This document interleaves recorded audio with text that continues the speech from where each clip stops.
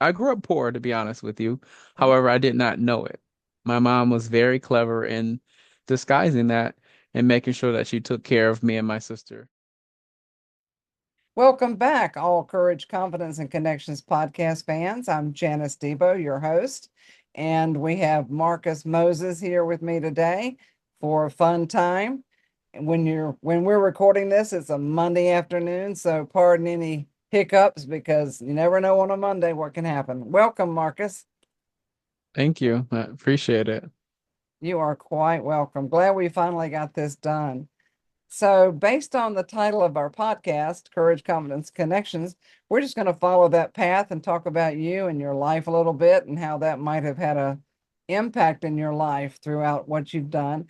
I know we've talked business before, but today I want to get started talking more about you as a person, where you hail from, and we'll talk some fun stories. Yeah, so Sounds good to me. yeah, go ahead and give our audience an introduction to start with. Hello, I'm Marcus Moses. I was born and raised in Western New York, Buffalo, New York. Most of the time, people, when they hear Buffalo, they hear snow or the Buffalo Bills. But I was born here in not Sisters, Children's Hospital, on April Fool's Day in 1983. Wow. Go figure. April Fool's Day. Well, have you caught a lot of grief about that? Of course, of course. I've caught a lot of, it's been a joke for most of my life, actually. I've been writing a book for the past 9 years, and that's in the beginning chapter of the book about the April Fool's jokes that I would get all the time. Yeah, I love that. That is funny. I've met people who were born on what is it in February, leap year day. Leap year on February 29th. Yeah, but you only age once every 4 years, so Yeah. that's not bad. So, what was it like growing up in Buffalo? Speaking of probably a lot of snow and the Bills, what was it like up there for you? To grow up here in Buffalo, our area is a family oriented area. It's the city of good neighbors. I grew up poor, to be honest with you. Oh, However, I did not know it. My mom was very clever in disguising that and making sure that she took care of me and my sister and my dad. Um, at looking back at the things that my mom did, when when I would have people over, my mom wouldn't eat and she would feed my friends. And oh, so I a made it a thing that I would never, when it was dinner time, I would not have friends over because I wanted my mom to eat. She raised us and we never went without. The thing is, she put the time in with me and my sister to help us to grow up to be who we are. I'm actually the first of my family to actually go to college, oh, as well as to get my master's. So she made it possible for all that to happen, with the love and the skills that she had as a mother to protect me and my sister from the elements of the surroundings. that's fantastic. What a wonderful person your mom is. That is Oh, I didn't realize it until I got older. I didn't know it back then, nor did I realize it after I left home, how impactful or how, the strong woman that my mom was. My dad was there, however, he was more so focused on, making money than family. He made some mistakes that he regret to this day, but my mom, if I didn't have my mom, I don't know where I would be. wow. That is great. What did she do? You said she worked too. So she worked back then as an aide or a CNA. Mhm. She helped older people, and then from transitioning from that job, she worked for a company called Angelica. Angelica was a company that supported the hospital in their linen. So it was a place here out in on Jefferson Avenue in Southampton was the location back then, where they would wash the linen Oh. and then pack it in the carts and prepare it to be shipped back to the hospitals. Hmm. She's actually been in that field for quite some time in the places have, shifted gears and changed hands. And she's worked actually in Children's Hospital, the hospital where I was born. She worked there until they actually closed it and moved it to another location. And then she was at another hospital, working there and actually running that linen department. And then she transitioned to working in the HR department and doing payroll and things of that nature. Oh, good for her. Well, she worked her way up. That's fantastic. I have Yeah. I have to ask, what did you do for fun as a kid? What really lit your fire as a kid? Did because I always want to know if there's a somehow it comes into your future and what you're doing now. But as a kid, what did you enjoy doing? So as a kid, my grandmother took us roller skating, inline skating. And I remember as a 3-year old scooting around going in a small little circle.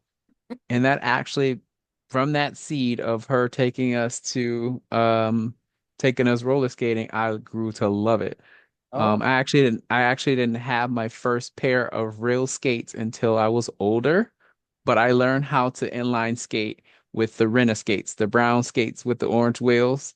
And when I got my first pair, which I still have, um, it was like a change in changing gears. I became faster than you want to know it on wheels. And actually, one of the pastimes for me and my wife is skating. I actually met her going to well, it was one of the things that we loved doing. And in fact, one of our friends, when we got engaged, they had a cake and it had skates on it. oh my goodness. Yeah, so it kind of it's one of my favorite things to do is to inline skate. And I can ice skate too because of the skills that I learned at inline skating, but that's something that I enjoy doing. I don't fall when I go. It's just a skate bumpers, backwards, sideways, you name it, I can do it on skates. Oh, that's fantastic. That is great. And so to this day, you still inline skate? Oh yes. I haven't been in a while because of being so busy, family obligations and things of that nature, but you put me on a pair of skates and I'm gone.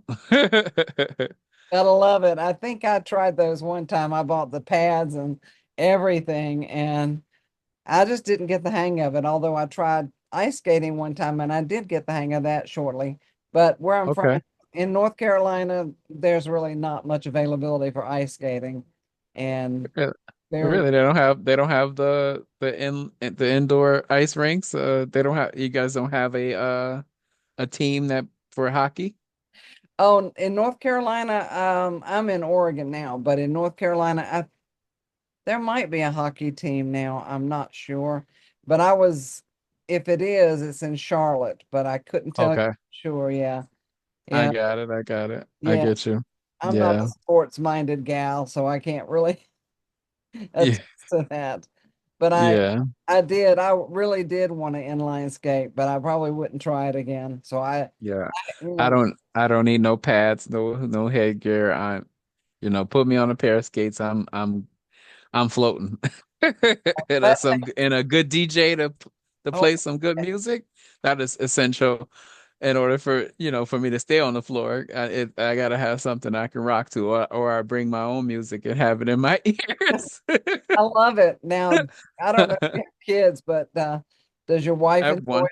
Oh, I have does one. I have one. He loves it too. oh, He's natural on it now too because of the both of us. My wife enjoys it as well.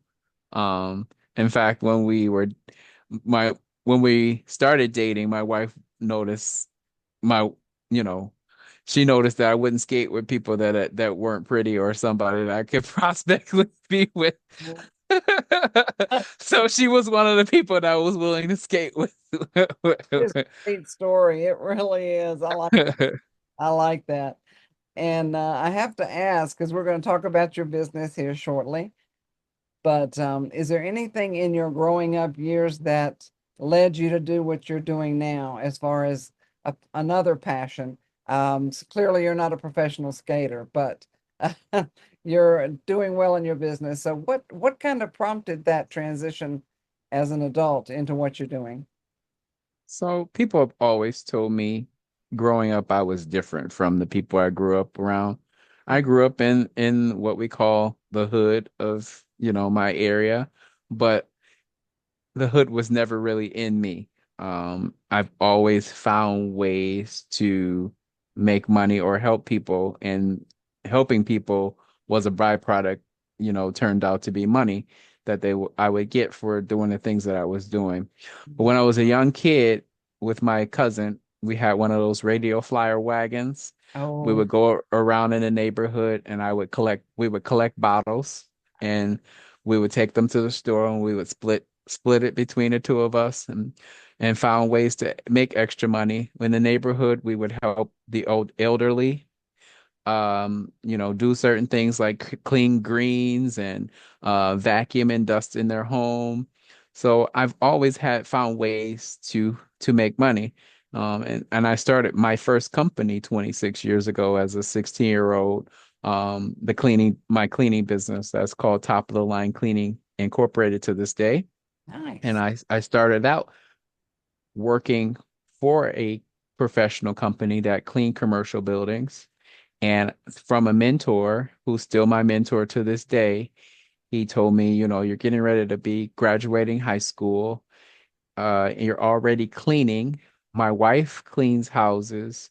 I think this is something that you might think about doing yourself. And so I went to that place. One of the places that I worked for was a private school here in Western New York. It's Elmwood Franklin. And there was a lot of affluent people that sent their kids there because it's a private school. And when I got the idea to do that, I was going around and asking some people if they knew anybody who needed their house cleaned. And the very first person I asked was one of the parents that was there. And she says, "Yeah, I know somebody, me." And I says, "What? You got to be kidding me. You really are willing to help let me clean your house?" And so she has a really big house, and she still lives there to this day because when I decided that I was gonna try to start my own little podcast, she was gonna be my first guest on the podcast. She still lives there to this day. And I was cleaning she had a big home, one of the big homes in a historical area here in Buffalo on Linwood Avenue. And so I was cleaning for her one day a week. I didn't have a car at this time. She would pick me up and bring me to her house, and I would use all of her supplies. She would pay me $15 an hour, and I would work for her 4 hours, 4 to 5 hours a week. And I replaced the income that I was making working 5 days a week at that job, only working one day a week with her. And then it spread from there. I was telling my teachers what I was doing. Several of my teachers, my history teacher and two of my history teachers, in fact, now that I think about it, his name was Mr. Simonson and Miss Jones, Barbara Jones.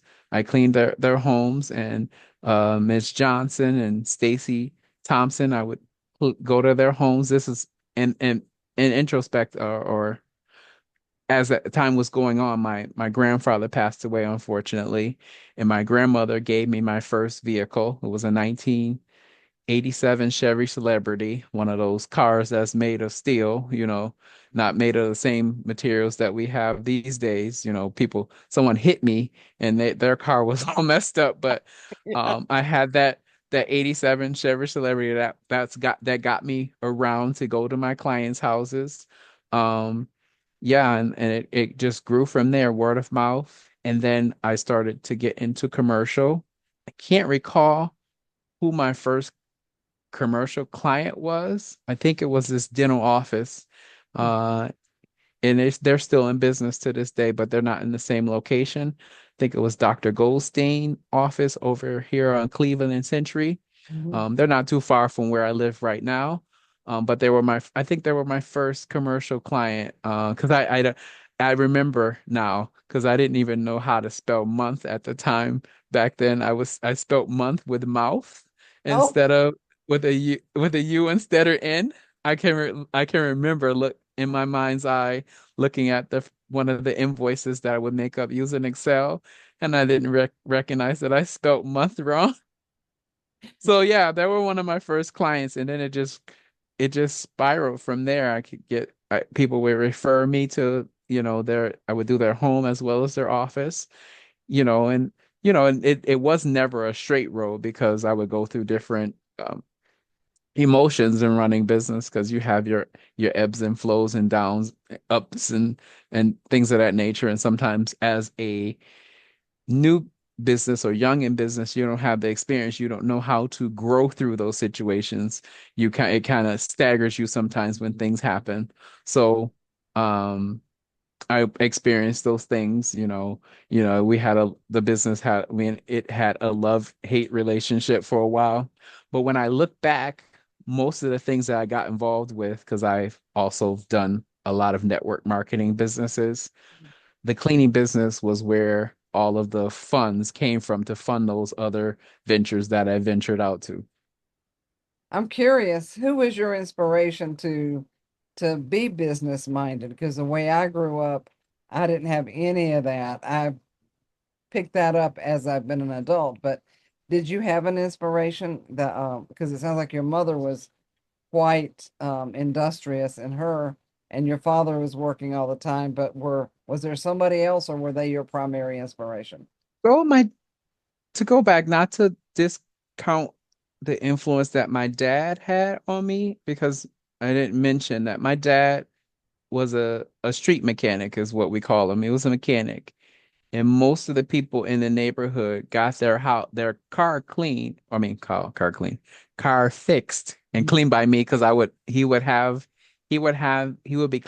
be fixing the car and I would clean some of the people's cars while they were, so it was like a dual service. He would be fixing those guys' cars and I would be cleaning it out, to make extra money. That's another way. I didn't even think of that. I Wow. hadn't I haven't dug that far in so long. Thank you for pulling that out. But my dad was an entrepreneur. He Okay. was we call him a mechanic, and people came to him. He didn't have to go to anybody. He knew how to fix cars.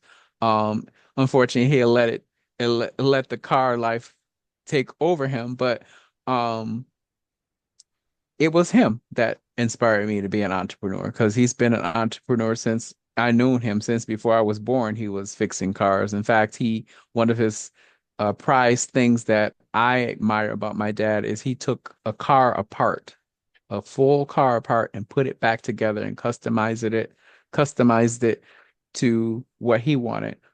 So that inspiration as an entrepreneur, I have to give that credit to my dad. That's amazing. Now, are you still in the cleaning business in addition to what you're doing now? Of course. Yeah, my marketing agency actually we market we experimented everything that we offer to the public on the cleaning business and started to grow it.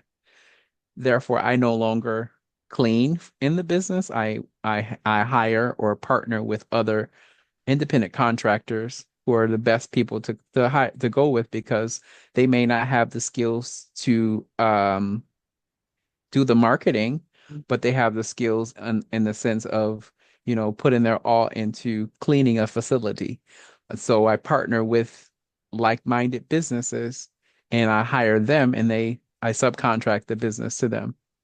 And it comes through us using the Oh, tools mhm. and the skills that we use with my marketing agency to get those clients. That's a great concept. And you've got everything in place to try something new if you want to. Now, let's talk about that marketing agency. What put you in a position or even a desire to go in that direction? So one of the things, because I grew up in the age of no computers, and then we had computers, I've seen it all. I've been without computer, with social media and without social media. Uh, and with my background experience, I've always, besides having the cleaning business, I've been in network marketing, you know, and sold different goods, knives, makeup, telephone long distance services, Yep. energy, gas, electricity, legal services, health food items, all those things I've marketed. And then also I would pay for services for my cleaning business because I didn't know how to build a website. You know, I had people building several times I had companies build websites. But what was the problem is those things were costing me more than I actually made from the business. Or I didn't or made from the efforts that I paid for those different services for. And so I started to think that I needed to figure out a way. You either uh, experience or you pay for your education. Mhm. And so when I was fed up with not receiving the ROI or the return on my investment from the services that I was hiring out, I took out or did research on a marketing guru. His name is Billy Genius Marketing. He's in the California area. And so I invested $5,000 into some training. I was scared out of my wits. I recently just finished paying for that 5 grand that I invested, but it's the best 5 grand I've ever invested into myself. Mhm. Education, like I say, education is important. You either pay somebody for their experience and they bring you up to where they are, or you have to go through the things that I went through with my other experience. And so through that investment, it led me to a CRM system, a a CRM, customer relationship management system, which I use to power both my marketing agency as well as my cleaning business that we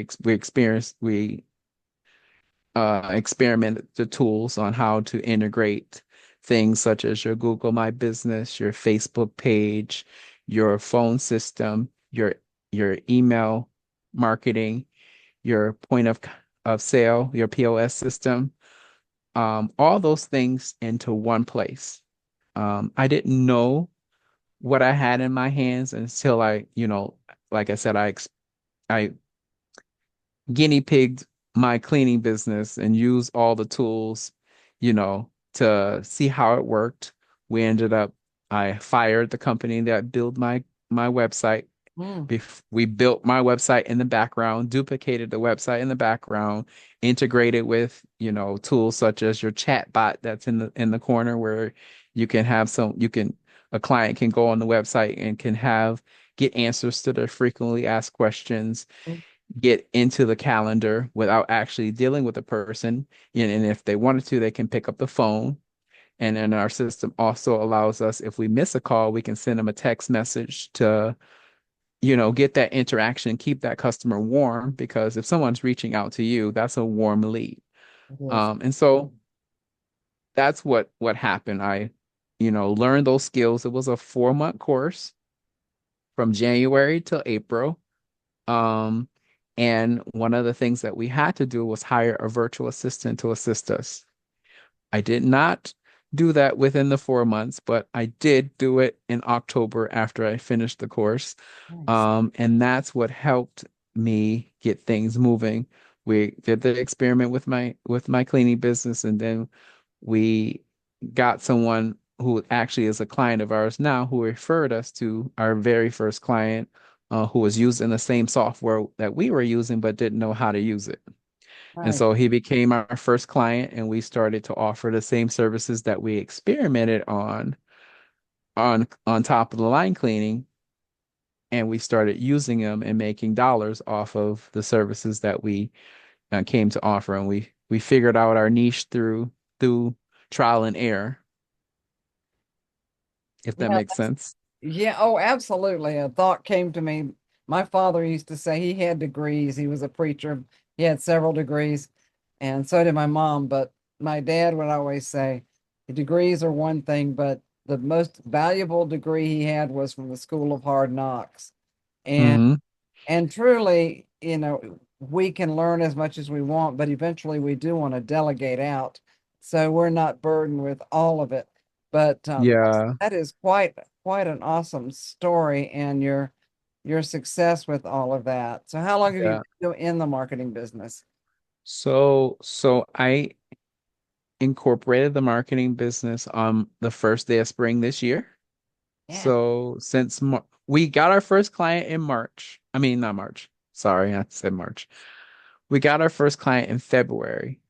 And once we figured out that it was actually going to work, decided to incorporate the business, and I incorporated, and the first day of spring was the official date on the incorporation paper, but we've been operating since February of this year. That's fantastic. Sounds like you're off to a running start, and your brilliance in doing all of this and using your own company as the guinea pig before you stepped out into the real world, so to speak. You Oh use yeah. your own skills for your own business. That's really genius, and that's Yeah. not something I've ever heard anybody mention before. That Yeah, is, one of the things that I conversations I used to have with my VA, because at the time when we were getting the funds together, because it's all self-funded, I don't have any loans or anything of that nature. Because when you're new in business, you have a new business, no bank wants to give you, they want to see, your financials before you can qualify to get money. So yeah, I've figured out interesting ways to finagle and use my credit cards and pay off the credit card to fund the business. But one of the things, a conversation I used to have with my virtual assistant, my very first virtual assistant that I hired, is I said, I can't keep cleaning. I got to get out of clean. I need to work on my business, and I'm in my business. And that situation actually came to the fore by accident, because one of the clients that I was cleaning for was oh, T-Mobile store, a corporate store. And I was actually cleaning, but they didn't know that I was the owner of the business. ah, And it was one of the areas out here in my area that's not very cultural friendly. mm, And so it had nothing to do with the quality of service they were receiving. It's just because she didn't like my culture. And oh, so, and didn't know that I was the one that was the owner of the company. And so I replaced myself with somebody that more so looked like her, or she could vibe with.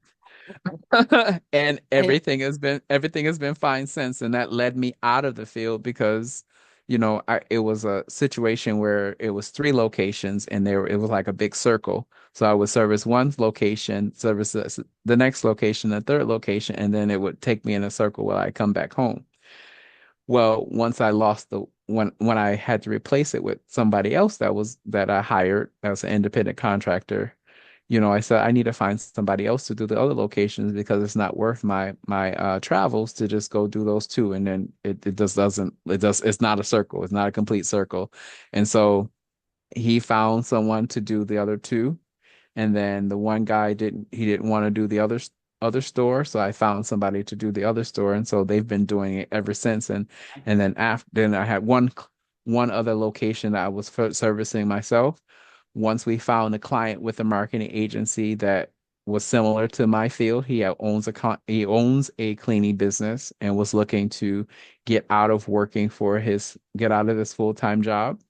So I gave him I subcontracted that location to him, and that was my last client. And I don't need to service anybody else anymore. So when I go to sites, is more so to oversee, to strategically plan, to make sure that, we're maximizing the manpower that needs to be there. We're efficient with the amount of time that's spent. We have the right amount of chemicals and things of that nature. Now people can send me pictures of the location, and I get the square footage, and I know exactly how much time it's going to take and what effort, and I just bid the jobs and have other people do it. that's great. Little known about me that when I was in North Carolina, my ex there, and it turned out to be an ex here, both of them. I we had a the one in North Carolina had an agreement with a business. He started cleaning for some friends we made, and Hmm. he drew me into it, and I knew right away. I'm like, that is not my thing. That is not my thing. Then I get up here and I get married. I get married and moved to Oregon, and Okay.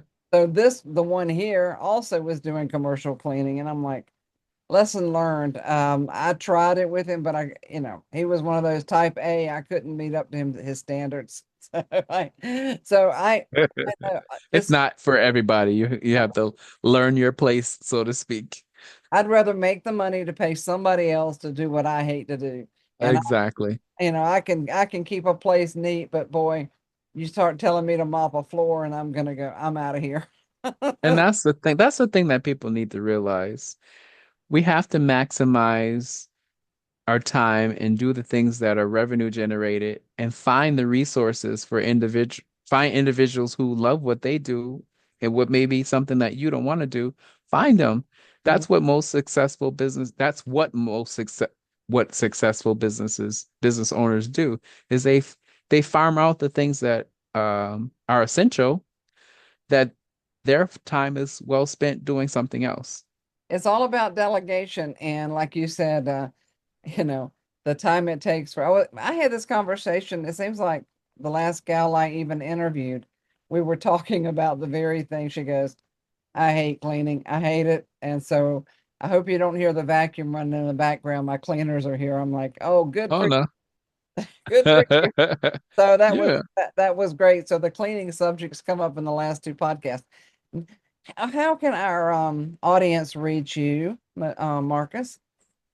They can reach One Marketing at www.wunmarketing.com. Um, or they can call us at 1-888-573-6156. Perfect. Well, all of the information to contact Marcus if you want something cleaned in his area, or if you just want marketing services, probably anywhere. He's your man. He's got it going on. I'll tell you what. And I know it took a lot of courage and confidence and connections for you to do what you do. I know that. Now, what advice would you give our listeners who are maybe on the fence in business or whatever? Just a word of wisdom, whatever you want to share that might help somebody that could have come out of a difficult situation or wants to move into business. I love to have my guest give advice that benefits my audience. Okay. So there's never a right time to start anything. You just have to get started. If you have an idea that is your passion and what you're doing, it doesn't seem like work to you, you need to just go for it Mhm. because no story is perfect. There's no opportune time, but the right time is for you to take a chance on yourself. The best person that you can invest in or thing that you can invest in is yourself.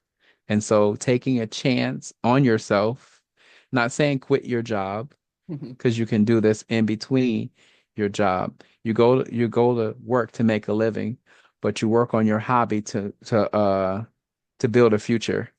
Um, because the you don't want to live with regret. If I coulda, shoulda, woulda, is the best time to start is when you got the thought and you put it down on paper and reach out and get the resources to help you to get it going because you don't want to uh give up on yourself, or give up on that idea.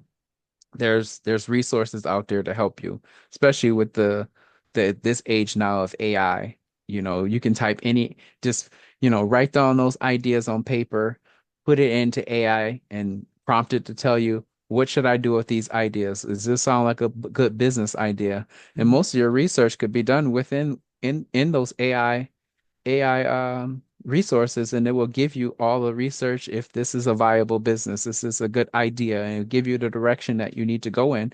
There's so many resources, some of the things that I did not have when I started my business back in 1999. It's so many resources. So taking a chance on yourself, if you can invest, you know that you're not going to give up on you, then just go for it.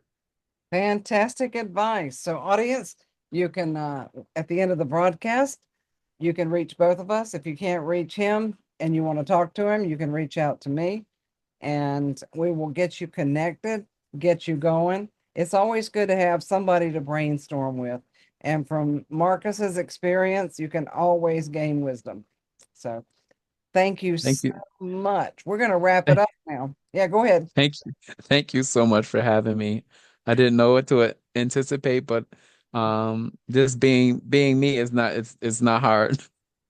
And I love it. I love it. My guests always have a comment of like, I didn't expect that, but I love to go places where other people may not go and help the world out there in my own way. So thank you so Thank much. And thank you, audience, for listening. Look for another episode coming soon of Courage, Confidence, and Connections podcast.